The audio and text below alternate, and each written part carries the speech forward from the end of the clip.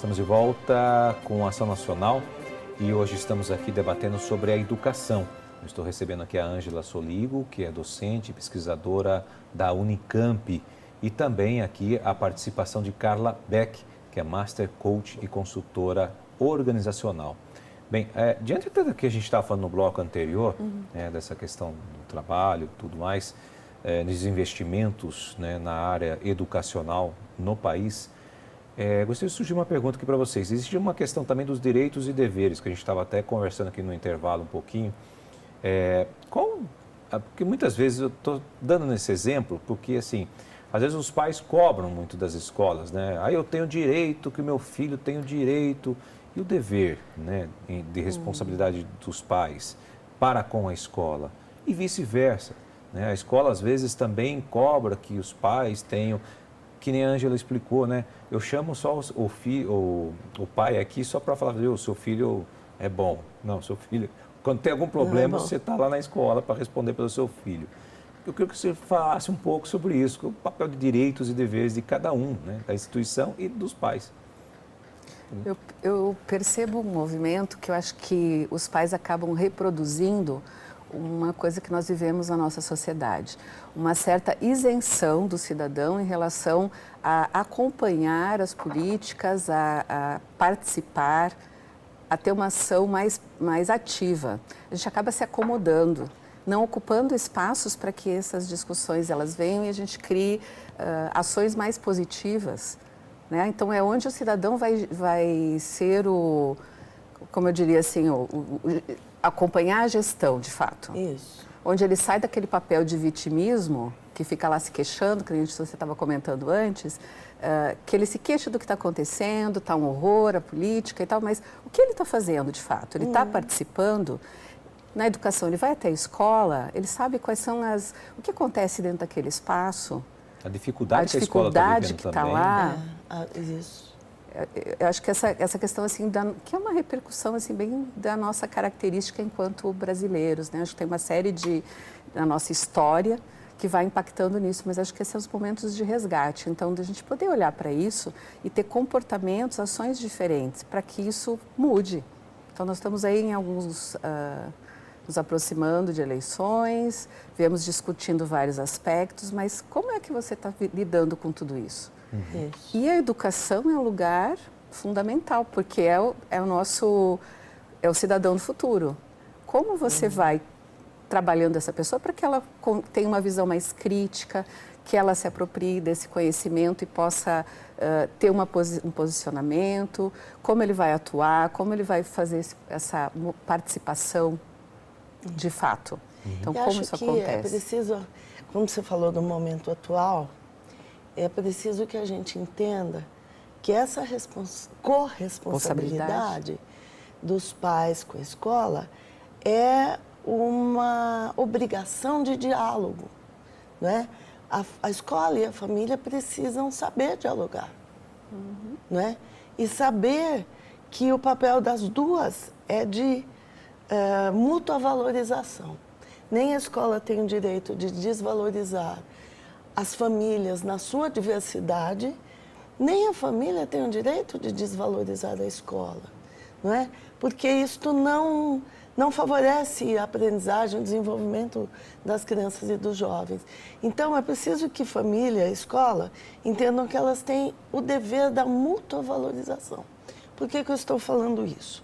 Porque nós estamos vivendo no Brasil há pelo menos 2 anos a tentativa de imposição à educação brasileira de um projeto nefasto que se chama Escola Sem Partido, E uma tentativa, primeiro, de dizer que o professor e a professora são transmissores neutros de conhecimento e que não se coloquem como cidadãos críticos diante do conhecimento.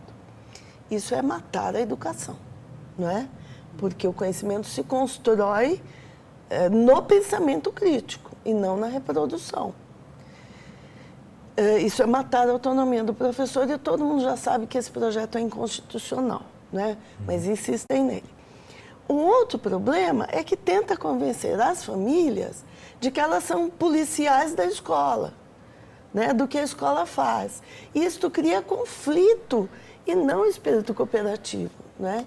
Então, é preciso que as pessoas entendam que as famílias, isoladamente, não podem impor à escola as suas crenças pessoais, não é?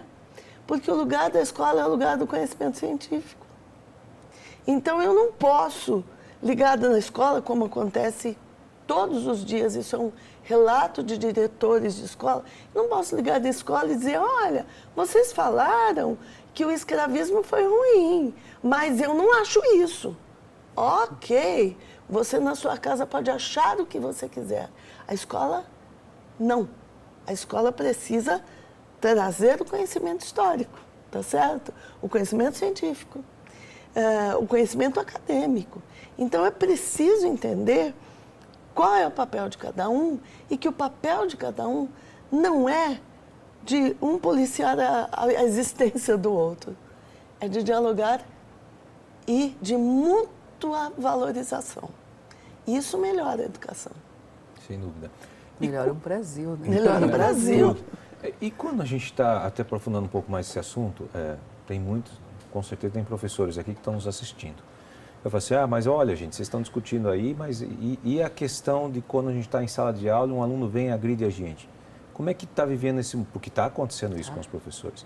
Até muitos deles estão deixando, porque sofreram agressões e ameaças de crianças, né? Eu gostaria de refletir um pouco isso daí. O que está acontecendo? O que essa violência que a gente está vivendo? Não sei. Você quer mesmo? Bom, eu acho que primeiro, nós estamos vivendo a cultura da violência, não é?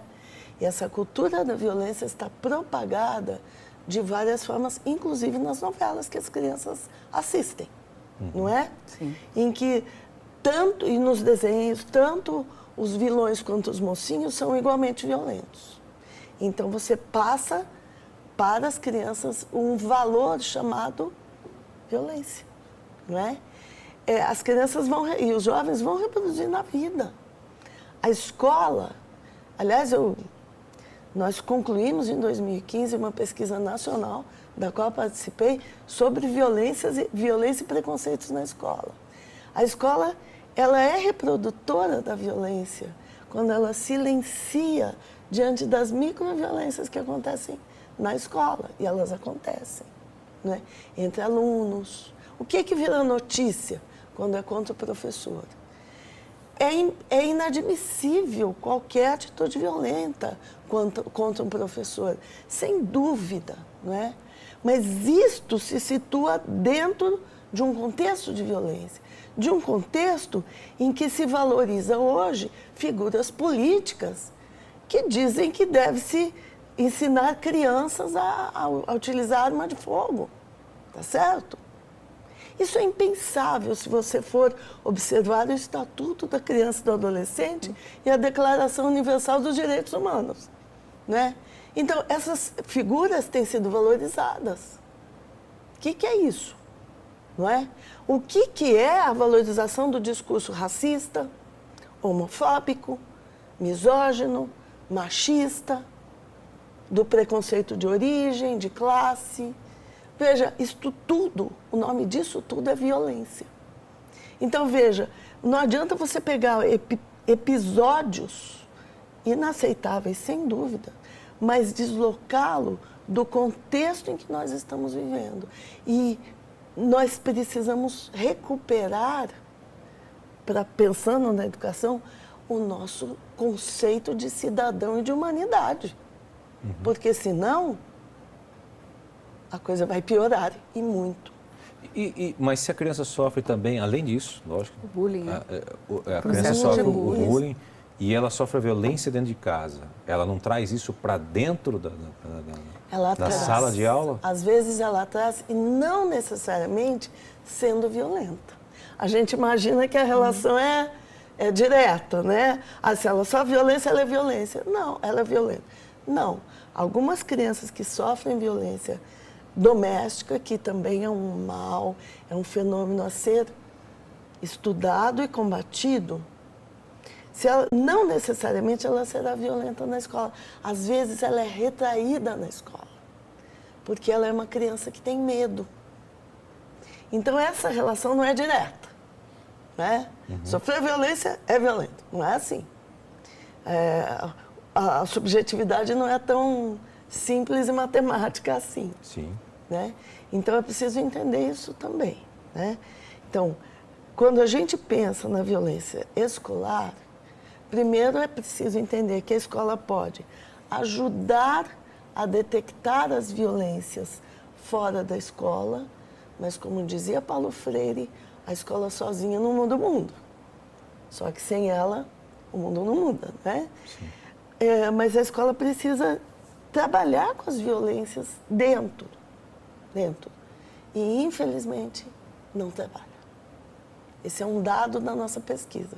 Os alunos, as crianças, adolescentes e jovens, nós ouvimos crianças, adolescentes e jovens do país todo.